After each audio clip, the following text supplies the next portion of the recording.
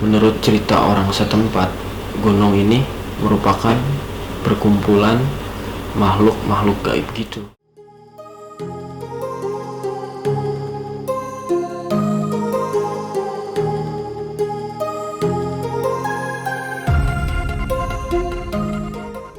Halo brother, assalamualaikum warahmatullahi wabarakatuh. Kembali lagi bersama gue di Story Formation. Apa kabar kalian semua? Semoga kalian pada sehat-sehat. Kali ini gue bakal bercerita tentang mitos-mitos dan kejadian aneh yang terjadi di Gunung Lawu. Sebelum gue bercerita, jangan lupa subscribe, like, komen, dan share biar gue makin semangat ngebuat video-video. Sebelum gue ngebahas tentang mitos dan misteri di Gunung Lawu, gue bakal ngebahas biografinya dulu nih brother. Gunung Lawu terletak di perbatasan Jawa Tengah dan Jawa Timur yang mempunyai ketinggian 3.265 mdpl atau meter di atas permukaan laut. Dan Gunung Lawu juga memiliki 3 puncak, yang salah satunya itu puncak tertinggi ada di Hargo Dumilah. Gunung Lawu juga udah lama nih brother nggak aktif dan terkenal sebagai jalur pendakian favorit bagi para pendaki. Jalur pendakian di Gunung Lawu itu ada 5, yaitu yang pertama ada Cemoro Sewu, Cemoro Kandang, Candi Cetok, Jogorogo, dan yang terakhir itu Singolango. Jadi Gunung Lawu gak cuma terkenal sebagai tempat jalan-jalan nih brother, Gunung Lawu juga terkenal sebagai tempat yang horor di tanah Jawa. Banyak pendaki lokal maupun asing yang pernah mengalami hal yang gak ngenakin ketika mendaki Gunung Lawu brother. Entah mitos atau fakta nih brother, menurut cerita orang setempat, gunung ini merupakan perkumpulan makhluk-makhluk gaib gitu. Oke, next, lanjut ke mitos-mitos di Gunung Lawu. Gunung Lawu dipercayai sebagai gunung yang memiliki nyawa brother. Padahal semua orang tahulah gunung itu gak punya nyawa. Tapi beda cerita dengan gunung yang satu ini brother. Gunung yang memiliki 3 puncak ini dipercayai bisa ngedenger kata-kata orang di sekitarnya. Contoh kayak lo ngomong gak jorok atau ngomong gak sopan, dia tuh bisa ngedenger dan dia bisa ngebalasnya gitu kan. Kayak lo ngomong jorok, lo bakal kayak kena imbasnya lah di akhir perjalanan. Oke, mitos kedua ini sih belum terpecahkan. Katanya di Gunung Lawu gak boleh pakai baju hijau. Gak ada yang bisa mengonfirmasi apakah hal ini berhubungan dengan mitos Ratu Pantai Selatan atau dari petugas setempat. Konon katanya yang berani pakai baju hijau atau baju hijau bakalan diculik sama Ratu Pantai Selatan. Itu katanya brother. Namun mitos ini pernah disangkal brother, karena posisi Gunung Lawu sama Pantai Selatan itu yang cukup berjauhan. Tapi masyarakat setempat masih mempercayai kalau make baju hijau menurut masyarakat setempat itu merupakan penghinaan bagi penghuni di Gunung Lawu. Lanjut ke mitos ketiga. Mitos ketiga ini berhubungan dengan tempat di salah satu Gunung Lawu, yaitu Pasar Setan. Dari namanya aja udah serem brother, Pasar Setan. Sebagian pendaki pernah mengaku mendengar suara bising, seakan kayak lo itu ada di pasar. Contoh, ada beberapa pendaki yang saat melewati Pasar Setan itu, dia seperti mendengar suara transaksi jual beli brother. Katanya nggak tahu bener atau enggak, kalau lu lagi lewatin Pasar Setan terus lu ngedenger suara transaksi jual beli gitu, lu harus kayak ngebuang atau ngebarter gitu barang, bagai tanda orang yang sedang bertransaksi atau dengan cara dibarter. Oke, Lanjut ke mitos yang keempat. Nah, kalau mitos ini gue kayak percaya lah, gue pernah ngalamin serius waktu gue naik ke Lawu. Mitos keempat yaitu seorang kiai yang bisa berubah menjadi burung jalak. Makanya di Gunung Lawu ada tuh burung jalak gading.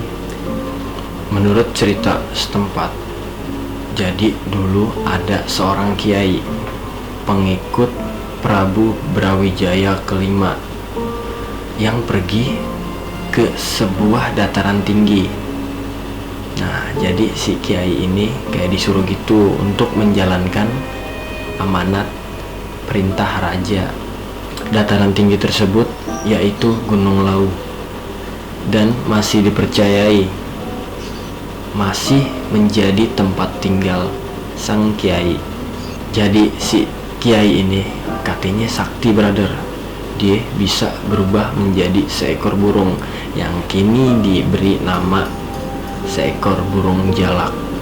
Konon katanya burung jalak gading ini dia bisa menempatkan dirinya kepada pendaki yang niatnya baik. Contoh, kalau lo niat baik ke sono, lo bakal ditunjukin jalan gitu. Ya kayak gue udah ngalamin lah, kayak waktu gue ke Lawu, dia tuh bener-bener nih burung gak takut sama orang. Gue lagi jalan, dia tuh jalan di tempat, jalan di depan gue, nggak terbang tapi dia lompat-lompat gitu. Nah begitu juga sebaliknya, brother. Kalau niat lo udah buruk atau niat lo udah nggak jelas, lo bakal kena balasannya, atau lo bakal kena hal-hal yang kagak diinginkan lah. Dan ada juga beberapa pendaki yang hilang di Gunung Lawu, bahkan sampai meninggal, brother. Di 2018 itu ada Alfi Kurniawan. Nah si Alfi ini dia naik sama 6 rekan temen nih. Nah waktu dia menuju puncak, dia duluan nih, brother. Nah dia ketemu sama seorang pendaki cewek asal Wonosobo. Nah dia itu kayak diajak balapan gitu, Nah dia tuh berdua naik dah tuh ke puncak. Dia naik, nah si pendaki cewek ini mungkin kecapean. Nah si Alfi ini dia langsung lanjut lagi ke puncak. Nah dari situ dia tuh hilang gitu, brother. Sampai sekarang nggak diketemuin. Bahkan waktu itu sampai Ki Pranalewu, sesepuh daerah-daerah situ ikut nyari, bahkan sampai dibacain Yasin di Gunung Lawu. Itu waktu pencariannya itu memakan waktu yang cukup lama banget kalau menurut gue. Oke, next, lanjut ke cerita. Kejadian ini belum lama nih, brother. Tepatnya di bulan Juli tahun 2020. Korban yang bernama Andi Sulistiawan. Jadi ceritanya waktu itu Andi sama teman-temannya lagi ngecamp. Posisinya itu 2 tenda. Salah satunya ada cewek. Nah si cewek ini kebelet buang air kecil. Nah si cewek ini kan beda tenda nih sama si Andi. Pas ceweknya mau buang air kecil, kebetulan teman-temannya itu lagi pada tidur. Nah si Andi posisinya lagi di luar. Pas dia keluar, nah ketemu kan tuh si Andi. Nah minta anterin buang air kecil. Jaraknya nggak begitu jauh, kurang lebih 5 meter. Setelah buang air kecil, si cewek balik lah, tapi nggak ketemu si Andi ini. Ceweknya ini mungkin berpikiran ya udah balik lah ke tenda. Nah waktu pagi temennya itu langsung lah kan pada bangun, udah pagi kan, udah pada bangun.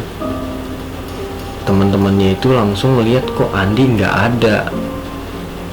Langsung lah pada nyari, ada yang ke puncak, daerah-daerah sekitaran dia ngecamp, dia nyari, emang udah hasilnya nihil, nggak ada. Langsung lah dia turun lapor.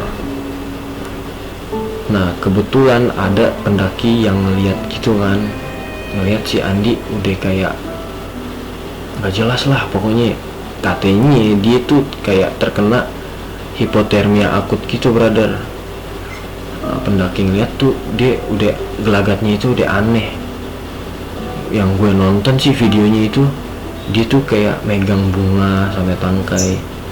Nah kan kalau orang hipotermia akut itu kan pikirannya itu udah nggak bekerja dengan baik lah, pokoknya organ-organ tubuhnya udah nggak bisa bekerja secara normal kan. Kayak ditanya gitu kan sama pendaki yang ketemu sama si Andi itu, ditanya terus dia jawabnya kayak disuruh boyem gitu. Nah kan yang gue bilang tuh tadi, dia kan megang bunga yang dilipet sama pakai bajunya itu. Nah ditanya tuh sama seorang pendaki itu, ngapain mas, kayak gitulah contohnya. Nah dia bilang kayak disuruh boyem gitu, ya gitulah pakai brother. Nah keesokan harinya lagi si Andi ini akhirnya diketemuin di pinggiran tebing, tepatnya di Gegerboyo yang gak jauh dari puncak Gunung Lawu. Jadi ketemuin udah gak bernyawa brother. Oke, mungkin video tentang mitos-mitos dan kejadian-kejadian di Gunung Lawu cukup kali brother. Teruntuk almarhum Alfi dan almarhum Andi Sulistiawan, semoga ditempatkan di tempat yang baik dan keluarga yang ditinggalkan selalu diberi ketabahan. Oke, kalau kalian suka sama video ini, jangan lupa subscribe, like, komen, dan share. Oke, gue pamit. Assalamualaikum warahmatullahi wabarakatuh. Bye.